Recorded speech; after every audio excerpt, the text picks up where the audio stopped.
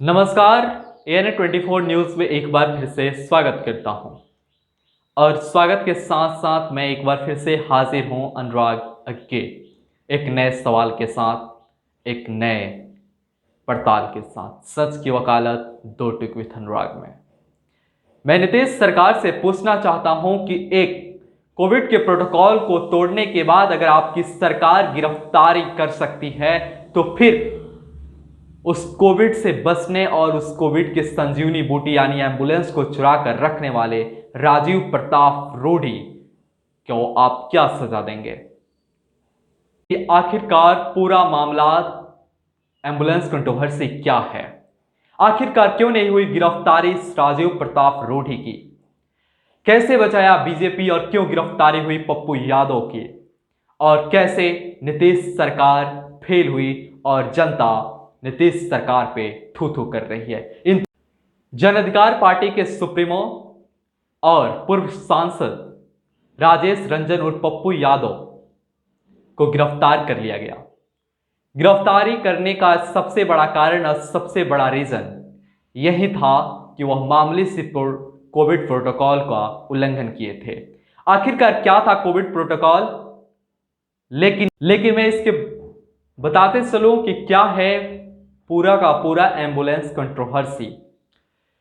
जहां तक अखबारों का माने तो अखबारों में लिखा हुआ है कि SS-73 पद से पप्पू यादव शहाबुद्दीन के परिजनों से मिलने के लिए जा रहे थे, तभी उनके कर्जकर्ता आमनौर पहुंचते पहुंचते यह खबर दिया या फिर बताया कि हाँ, यहाँ पे सामुदायिक स्वास्थ्य केंद्रों में करीब करीब 2 दर्जन से अधिक एम्बुलेंस छिपाकर रखा गया है।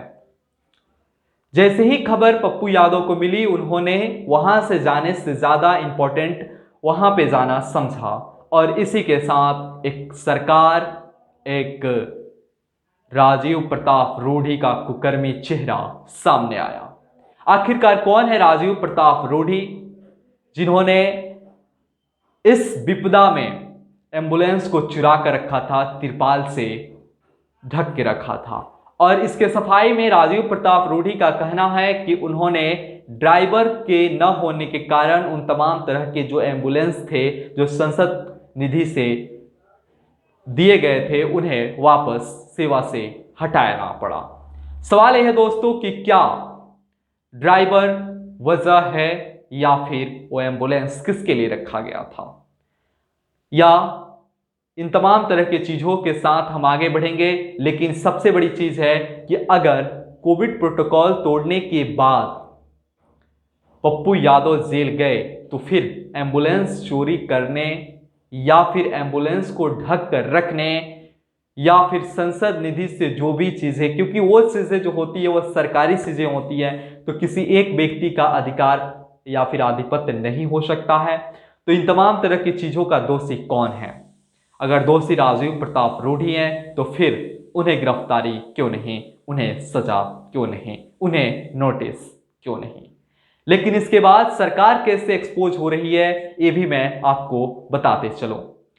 जब सरकार के सामने या फिर मीडिया के फ्रेम में जब ये बातें सामने आई तो सरकार पर बिहार की जनता यानी नीतीश सरकार पे बिहार की जनता थू थू करने लगी, क्योंकि यह समय यह जरूरत से ज्यादा क्रिटिकल है। लेकिन इसमें आप या फिर कोई इस तरह के चीजों का अगर साथ देता है तो निश्चित तौर पर उसका निंदा करना उचित होगा।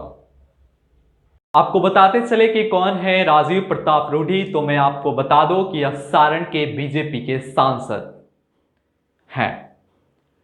और इसके साथ साथ हमें भी बताएं कि कैसे हुई सरकार एक्सपोज। तो जब सरकार एक तरफा कार्रवाई या मामूली से प्रोटोकॉल के कारण गिरफ्तारी का कारण बनाई, तब लोगों में एक आक्रोश आया। उसके बाद सरकार को अपनी फाइलें और पलटनी पड़ी और 32 साल के पुराने मामले में राजेश रंजन और पप्पू यादव को न्यायिक हिरासत में भेज दिया गया। इन तमाम तरह की बातों पे मेरी नज़र बनी रहेगी और दीजिए मुझे इजाज़त। तब तक के लिए लेता हूँ विदा। फिर अगर कोई नया अपडेट आता है तो मैं आपको इस राजनीति के सिलसिला में जोड़ जाऊंगा, कुछ कह जाऊंगा इस दो टुक विथ अनुराग में। नमस्कार।